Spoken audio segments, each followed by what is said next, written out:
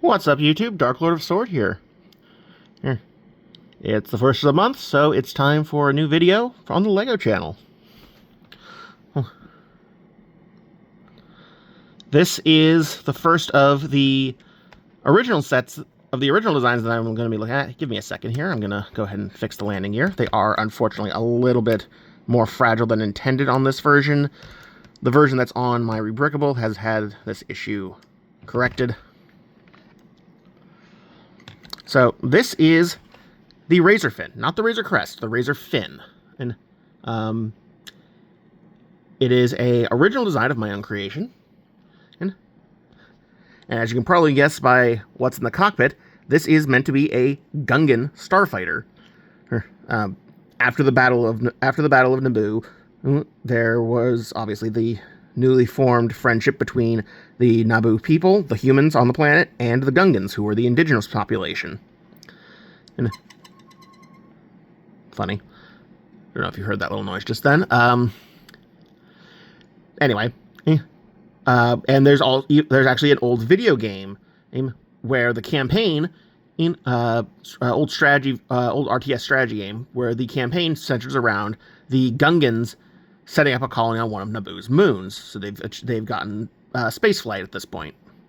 And my idea for this is that this is a post Galactic Civil War design, so post original trilogy, as a collaboration between the Gungans and the Naboo to create a Gungan starfighter, a starfighter that is capable of both not just atmospheric and space flight, but also underwater operation. So it is a submersible starfighter.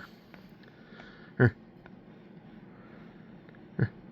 can probably see the design inspirations from the Naboo starfighter, the N1 from the movies. In the overall shape, the engines have been moved inboard, and underneath, behind the front landing gear, is actually an intake.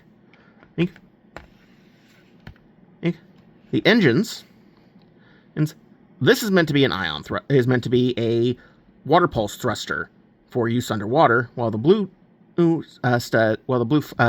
blue round tile represents a conventional ion thruster. The cockpit it's one of the more detailed ones I've done. Here, let me open that up. With several displays, which unfortunately does make this set a little bit more expensive to put together. And it is sized to fit a Gungan minifigure. I did use the classic minifigure seat because it has that space behind it where you can't actually fit another part, right? So that it would fit the Gungan ear flaps. And it does so quite nicely. Get in there.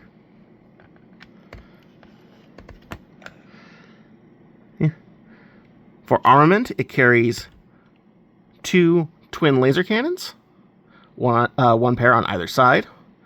Right? And this front thing that looks like an intake is a launch bay for special torpedoes that are equipped with warheads using the Gungan plasma, the stuff that they used against the droids during the Battle of Naboo. So essentially an ion torpedo. There's also an astromech, who I've made accessible with these hinged pieces here. Ignore the off colors for the connections there, the white and the gray. Those are reflected normally in the final instructions and part list on Rebrickable.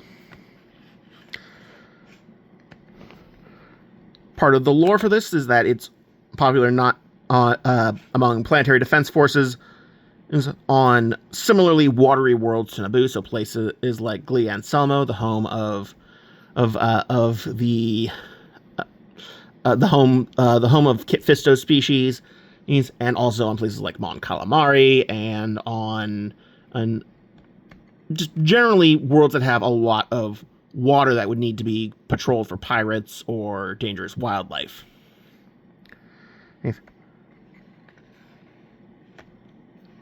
This is one of my earlier designs. I'm still pretty pleased with it, but I would love to hear any feedback you guys might have in the comments. And I'll catch you in the next video. So until next time, Dark Lord out.